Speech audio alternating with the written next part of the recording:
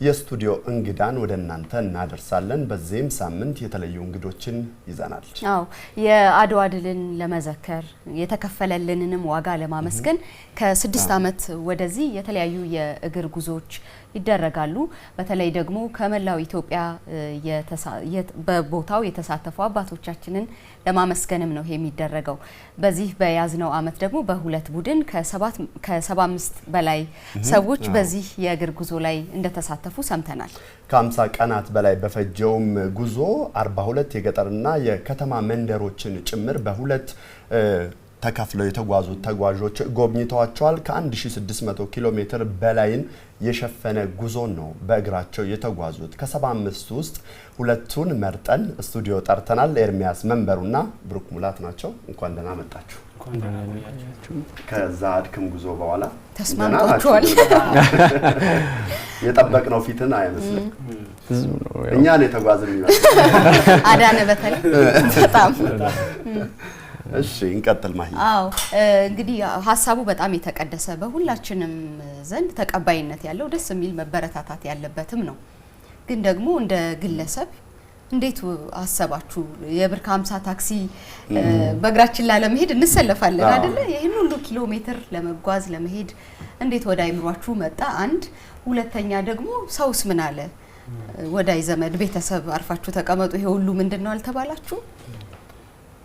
እንደሱ ነው። ያው ስንጀምር ስንነሳ እዚህ አዲስ አበባ ውስጥ ሆነን ከተወሰኑ ጓደኞቼ ጋር በግሌ እኔ ይሄንን ስለ ኢትዮጵያ ታሪክ የማወቅና የማንበብ ነገር ነበርና ያ ሁኔታውን እንድናየው እንዴት እንደሆነ ታሪኩን ስንሰማ ስለነበረው ጦርነቱ ስለተደረገበት ቦታ ስንሰማ ለማየት የሚያጓጓ ነውና እሱን እናስብ ነበር፣ እናወራ ነበር። በተለያየ ጊዜ አለመመቸት ምክንያት ጉዞውን አላደረግነውም። ግን ከዛሬ 6 ዓመት በፊት ጀምሮ ሲደረግ የጉዞ አድዋ ሲጀመር እንሰማለን በየሬዲዮ በየእንትኑ እና አንድ ቀን እድሉን አግኝተን ይሄንን ነገር ምን ብናረጋው የሚል ሀሳብ ነበር። በመጨረሻ በዚህኛው ዓመት ደግሞ ተሳክቶልን ሄደናል። ከቤተሰብ አካባቢ ያው በጣም ከባድ ነው፣ እብደት ነው ይሉናል። አንዳንዴ ትንሽዬ እብደት ይጠይቃል ነገሩን ለማድረግ። ሁሉ ነገር ቆሞ ነው ሌላ ህይወት የሚጀመርበትና ለሁለት ወር አዲስ ህይወት ጀምረ ከዛ ተመልሰ ወደ ነበረበትም ነው የምትመጣው። እሱ ትንሽዬ እብደት ይጠይቃል መሰለኝ ወይም ለየት ያለ ነገር ለማድረግ ያንን ፍላጎት ከውስጥ የመነጨ ነገር ሊያስገድደው ይገባል። ያ ሆኖልን ተሳክቶ ቤተሰብም ያው መጀመሪያ ለማስረዳት ይከብዳል፣ ግን በኋላ እየተረዳው ደግሞ መንገድ ላይ በሆነን ቁጥር ደግሞ በጣም ሰፖርት የሚደግፈውና የሚያበረታታው ቤተሰብ ይሆናል እና ልጄ ልክ ያለው ሁሉ ይባላል። የጊዜውን ድሮ የነበረውን ጊዜ ያስታውሰናል ቤተሰብና በዚህ አይነት መንገድ ተቀላቀለ። በጣም እንዳለው ነው። ከኛም መካከል አብረውን የተጓዙ ልጆች ጓደኞቻቸው ሁሉ ወደ ጸበል ሁሉ ሊወስዷቸው ደረጃ ደርሰው ነበር። እብደት ነው የሚመስለው።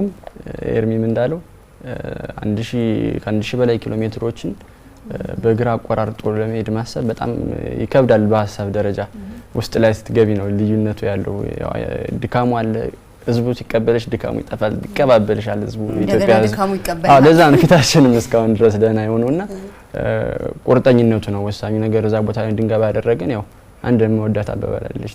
ታሪክ መዘከር ታሪክ የመስራት እኩሌታ ነው፣ የታሪክ ግማሽ ማለት ነው። እና በዚህ ታሪክ ውስጥ እኔ ለራሴ ብዬ ነው የመጣሁት። በዚህ ታሪክ ውስጥ ተሳትፌ የራሴን ታሪክ ጽፌ ለማለፍ ነው። ታሪክ እየዘከርሽ ታሪክ መስራት ማለት ነው። እና በዚህ ልክ ነው።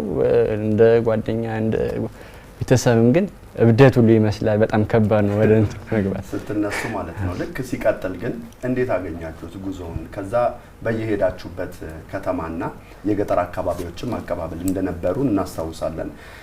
የተለየ ነበረ ብላችሁ የምታነሱት አቀባበል ነበር ወይ? አንድ ሁለቱም ብታነሱልን። ማወዳደር አይደለም የነበረው ነው።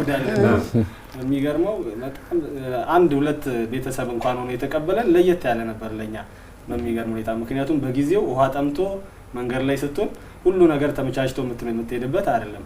አንዳንዴ ጫካዎች ይገጥሙናል መንገዱ። በተለይ አሁን እኛ የሄድንበት መንገድ ከዚህ በፊት ከተደረገው ለየት ያለ መንገድ ነው። በወሬሉ ወይም ሰሜን ሸዋ ባለው መንገድ ነው የሄድነው። አጼ ምኒልክ ደግሞ በጊዜው ከተታዋጁን ያደረጉበት መንገድ ነው። አልተለመደም ያ መንገድ እና መንገዱም አይመችም፣ የመኪና መንገድም አይደለም። በዛ ስንሄድ በቃ ያለን ብቸኛ አማራጭ ማህበረሰቡ ነው።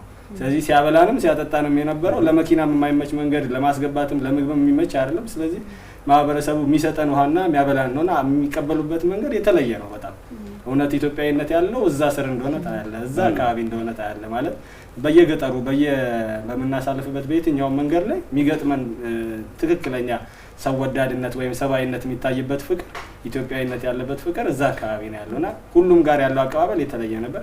ከዛ ውጪ ግን ደግሞ በሰፊው ህዝቡ ወጥቶ የተቀበለን መጀመሪያ ያስደነገጠን ወራይሉ ከተማ ስንደርስ ነውና የጥምቀት ዕለት ነው የደረስነው። ከተራ ሲወጣ በጣም የሚገርም ነበር። ታቦቱ ከመውጣቱ በፊት ቄሶቹ ህዝቡ ግልብጥ ብሎ ወጥቶ ተቀብሎን እኛን ካስገባ በኋላ ነው ታቦቱ ይወጣ እና በጣም የተለየ ነበር። ደግሞ ታሪካዊ ከተማ ነች ወራይሉ። እዛ የነበሩ ወጣቶችም ተቀላቅለውን ከዛ በኋላ 9 ወጣቶች ተቀላቅለው አብረን ሄደናልና ለየት ያለ ነበር እዛ የነበረን አቀባበል። እንደዚሁ ሌሎችም አሉ። እንደዚህ ከአቀባበሉ በተቀድሞ የተዘጋጀው የተቀናጀ ከመሆን በዘለለ እያንዳንዱ ኢትዮጵያ ህዝብ እያንዳንዱ ኢትዮጵያ እናት እያንዳንዱ ወጣት በየመንገዱ በየቦታው ይቀበልን ነበር። እዚህ ቦታ ላይ እኔም የተቀላቀልኩት ግማሽ ጉዞ ላይ ከሰቆጣ ነው የተቀላቀልኩት ከዋክሹሞቹ ካባቶች ነው ያው እንደነሱ ያው ግማሽ ላይ ነው የተቀላቀልኩት በእነሱ መንገድ ባይሆንም ያው ቆቦ ላይ ነው የተቀላቀልኩት። ከዛ በኋላ ያየሁት ነገር በጣም የሚያስገርም አብዛኛውን የትግራይ ክልል ነው እኔ በጉዞ ያሳለፍኩትና በጣም ግን በጣም የሚደንቀው እንትን ነው የአድዋ የገባን ጊዜ ሶሎዳ ነበር ያደረነውና 4 ሰዓት ማታ ድረስ በጣም ሸዋለው ቆንጥረሻዋለው እየተነጫጨን ምናምን የገባ ነውና እዛው አድረን ስንወርድ የሆኑ እናት ነበሩና በጣም ርቦናል። ቦታው በጣም ከፍታ ነው አለውና በጣም ርቦን ነው በጧት በውርጭ እየወረድን ነውና አልተዘጋጀችም። እንዲህ ስናልፍ ነው እንዲሁ ስናልፍ አየች ነበር ቀጠላው እንጀራው በዛ ፍጥነት እንዴት እንዳመጡት አናውቅምና እዛው ላይ በልተን ጠጥተን ምናምን እንትናል በጣም ያ በጣም እንትን ነው በጣም የህዝቡን እንትን እንዳው ያደረገኝ ነው ካለው ሁኔታ አንፃር አሁን ካለው ሁኔታ አንፃር ከሚወራው አንፃር የተለየ ነውና በጣም በየቦታው ጥሩ ነው። ኢትዮጵያዊነት አሁንም አለ።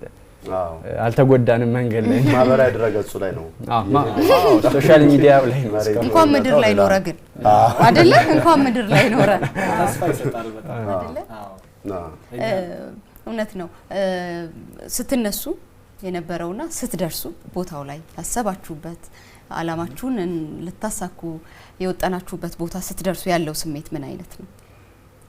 በጣም ደስ የሚል ነው ማለት ከሚባለው በላይ ለመግለጽ ከሚከብድ በላይ ነው። በጣም ከፍ ያለ ነበር ስሜቱ። ምክንያቱም መጀመሪያ አስጀምረው ጨርሰዋለሁ ነው መሀል ላይ ግን ከባድ ነው መንገዱ ለካ እኔ መጣዋለሁ ያልቃል ግን ይሄ ያጓጓናሉላ ማለት በቃ ቀኖቹ ተቆጥረው ቶሎ ብለን ደርሰን ያስብለናል። ደግሞ በየቦታው ያሉት መንገዶች የተለያዩ ናቸው። አንዳንድ ጊዜ በረሃ ነው፣ አንዳንድ ጊዜ ደግሞ ንፋስ አለ። ወደ ሰሜኑ ስንወጣ ንፋሱን በጣም ከባድ ነበር ይከብድ ነበር እነሱንም ስናይ። ከዛ ደግሞ እንዲሁ ድካሙም ህመምም ደግሞ አለ ቀላል አይደለምና ይደረሳል ተብሎ አይታሰብም። እዛ የደረሰን ጊዜ ግን እሱ ሁሉ ተረስቶ ምንም የምናስታውሰው የለም። ድሉ ብቻ ነው የምትዝም ይላል ማለት ያለፈው ሁሉ ይረሳል እና ትላንት ተዘጋና አዲስ ምዕራፍ ነው የሚጀመረው። ከዚህ በኋላ ሌላ አዲስ ህይወት እንደምንኖር ነው የምናስበው። ምክንያቱም አባቶቻችን የከፈሉትን ዋጋ አይተን እኛ ደግሞ መኖር የሚጠበቅብን ሌላ ከፍ ያለ መንገድ አለ። እሱን እንድናየው ያደርጋልና ሌላው ኃላፊነትም ይጨምራል። መሄዳችን በራሱ አነት ይሄንን የብደት ጉዞ ወይም እብድ ነው የሚያስብል አይነት መንገድ ሄደን ከዛ ስንመጣ ከኛ የሚጠበቅ ኢትዮጵያዊነት አለ። አባቶቻችን ያስረከቡን ኃላፊነት አለ። እሱን ቀጥታ ማስተላለፍ የምንፈልገው ማየትም የምንፈልገው በራሳችን የሚወጥ በኢትዮጵያ በእያንዳንዱ ግለሰብ ቤትም ማየት የምንፈልገው እሱ ነውና እሱ ሸክም ይጥልብናል። ለሀገሬ የሆነ ነገር ማድረግ አለብኝ የሚለውን ማለት ነው። ምክንያቱም ሶሎዳ ተራራ ዋጋ የተከፈለበት አባቶቻችን ደማቸውን ያፈሰሱበት ተራራ ነው የወጣ ነውና ዝም ብሎ ኢንጆይ ብቻ አድርገው በቃ ወጣውት የምትለው ብቻ ሳይሆን ኃላፊነት ጨምሮብህ የሆነ ነገር ተሸክመ ከነሱ አደራ ተቀብለ ለሌላ አላማ ወይም ደግሞ ለኢትዮጵያዊነት ስሜት ከነሱ የተቀበልከው ነገር ይዘ መተሄድበት ነው እና ኃላፊነት የሚጨምር ነው። ትርጉም ይሰጣል በጣም 53 ቀን ያህል እንደፈጀባችሁ ነው የሰማነው። ያው ከጉዞ ባሻገር ምን የተለየ ነገር ታደርጉ ነበር? ብዙ ነገር እናደርጋለን። ያው በጣም ከጉዞ በላይ ብዙ ነገር አለው። ጉዞ አድዋ እንደ ማህበርም ብዙ የሚያደርጋቸው ነገሮች አሉ።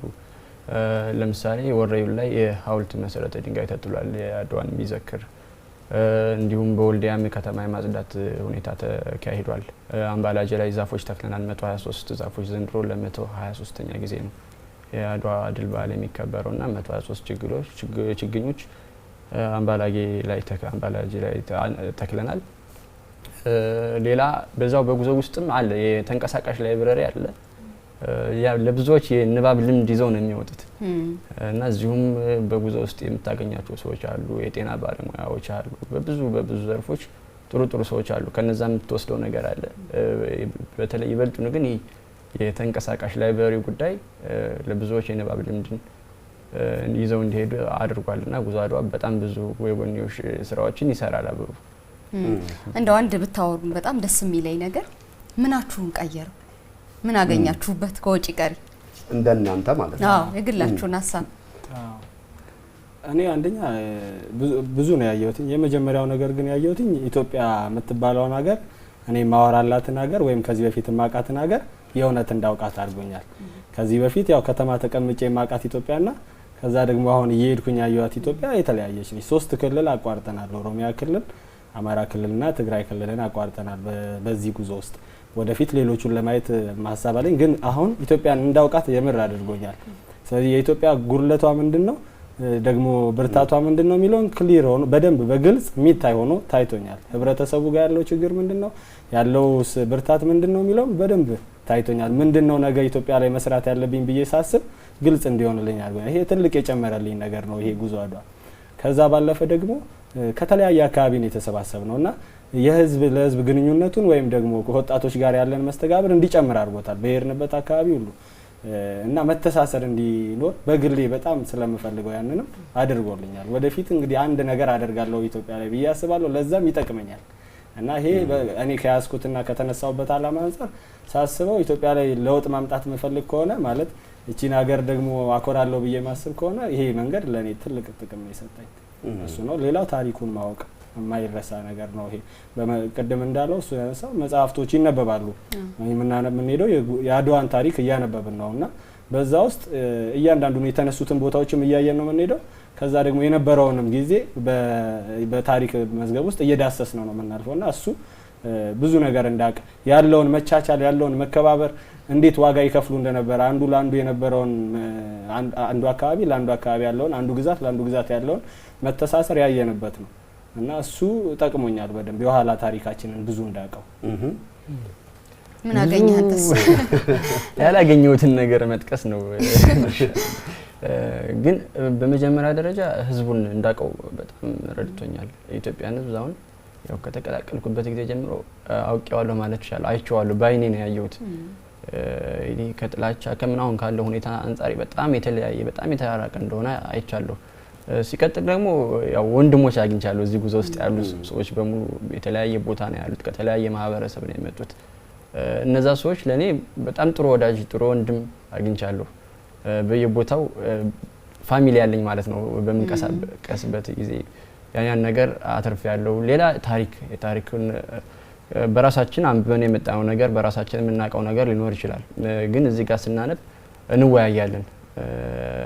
ኤርሚ ሌሎችም አሉ ተጓዦች ከሚነሱ ሀሳቦች አንፃር እንወያይባቸዋለን። የውይይት እንትናችን አዳብረናል። እዛ ጉዞ ውስጥ የተለያዩ መጽሐፎች ነው። በዚህኛው መጽሐፍ በዚህ ግጭት ይኖራል መጽሐፍ ውስጥ እንኳን ከተለያዩ መጽሐፍ ውስጥ አንድ ገጽ ውስጥ እንኳን ግጭት ይኖራል። እንደውም መጽሐፍቶች ዱላ ቢኖራቸው ይጫረሱ ነበር ይባላል ራስ እና የውይይት የኛ ታሪክ ደግሞ ያው በጣም አስቸጋሪ ነው። የኛ ሀገር ታሪካችን አይደለም አስቸጋሪ አጻጻፋችን ነው።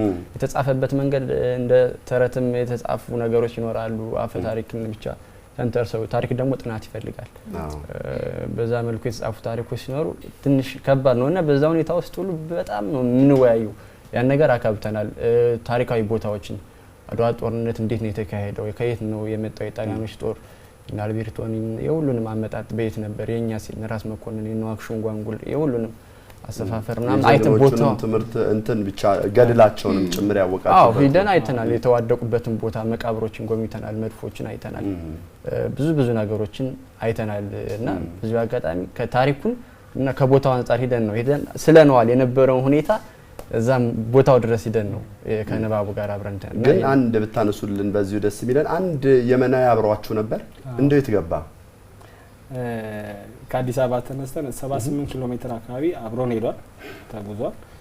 መሀል ላይ ግን በእግር ምክንያት መመለስ ፈልጎ ነው የተመለሰው። ያው ሕክምናም ተደርጎለት አብሮን ነበረ፣ ግን እረፍትም መውሰድ ነበረበት። እሱንም ለመውሰድ ብመለስ ይሻላል። በኋላ ደግሞ ደሴ መጥቶ በመኪናም አብሮን ቆይቶ እንደዚህ እያለ በየመሃሉ እየመጣ ነው የተለያየ ነው። የሚያስደስት ነው። ደስ ይላል በጣም በጣም።